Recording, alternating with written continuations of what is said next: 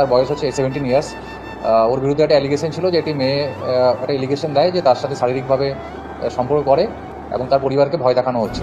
তো বন্ধুরা, আমি তোমাদের বলে রাখি, শফিক কবে ছাড়া পাবে, শফিকের কি সত্যিই ফাঁসি হতে চলেছে নাকি শফিকের যাবজ্জীবন কারাদণ্ড হতে চলেছে, মানে সারা জীবনের জন্য জেল হতে চলেছে। তো সব কিছুই আমরা এই ভিডিওর মাধ্যমে জানতে পারবো।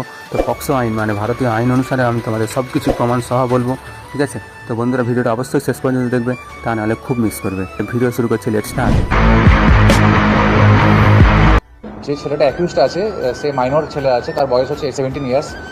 ওর বিরুদ্ধে একটা অ্যালিগেশন ছিল যে একটি মেয়ে একটা অ্যালিগেশন দেয় যে তার সাথে শারীরিকভাবে সম্পর্ক করে এবং সম্পর্ক করে তাকে মিসইউজ করা হয় এবং তার পরিবারকে ভয় দেখানো হচ্ছে। তো সেই মেয়েটির বাড়ির লোকের কমপ্লেন উপর বেস করে একটি স্পেসিফিক কেস রিজু করা হয়েছে রেজিনগর থানায়, এবং যেটা পক্সো অ্যাক্টে রিজু হয়েছে এবং চাইল্ড ম্যারেজ প্রোহিবিশন অ্যাক্টের মধ্যে দেওয়া আছে।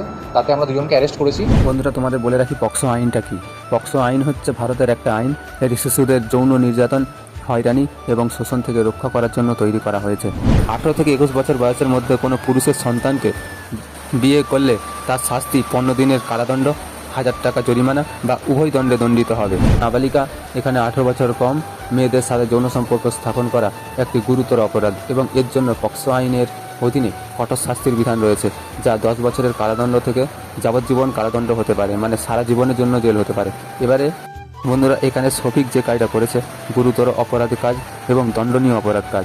বন্ধুরা, এখানে একটা প্রশ্ন হবে যে শফিকের জেল কতদিনের জন্য হতে পারে, তো শফিকের শাস্তিটা কী হতে পারে।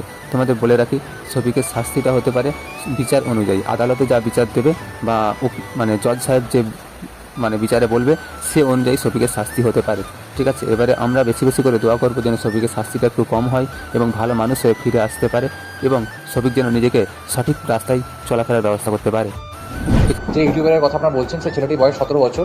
তো অ্যাজ পার পক্সো অ্যাক্ট তাকে আমাদের জুভেনাইল জাস্টিস যে বোর্ড আছে জেজেবি, সেখানে প্রোটেকশন করতে হবে এবং তারা যেটা সিদ্ধান্ত নেবে তাকে মেবি হোমে স্থানান্তরিত করা হবে এবং আমাদের বাকি যে লিগেল প্রসিডিওর আছে মেডিকেল থেকে শুরু করে সেখান থেকেই হবে।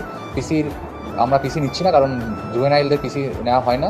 অ্যাজ পার জেজেপি যেমন যেমন ইনস্ট্রাকশন দেবে আমরা সেই ইনস্ট্রাকশন মেনে চলব। এখানে রেজিনগর থানার অফিসার উনি যেটা বলল যে শফিককে বাচ্চাদের কারাদণ্ডে দেওয়া হয়েছে, তবে বাচ্চাদের জেল হচ্ছে আলাদা হয়, যেটা 18 বছরের নিচে হয়, বা বড়দের জেল আলাদা হয়, ঠিক আছে? এখানে বাচ্চাদের জেলে কীভাবে সিস্টেম, তোমার এখানে কোনো বাচ্চা যদি অপরাধ করে সেটা শুধরানোর জন্য বা নিজেকে ঠিক করার জন্য একটা সুযোগ দেওয়া হয়। তো এই সুযোগে যদি শফিক বেরিয়ে আসতে পারে বা কারো সুপারিশের মাধ্যমে বা জজ যে বিচারটা দেবে যদি কম বয়সে শাস্তি দেয়, তাহলে শফিকের এখানে বেরিয়ে আসার চান্স আছে। তো তোমরা বেশি বেশি করে দোয়া করো যেন শফিক ভালোভাবে ফিরে আসতে পারে এবং শফিক যেন ঠিক হয়ে আসতে পারে, সঠিক রাস্তায় সঠিক পথে চলতে পারে।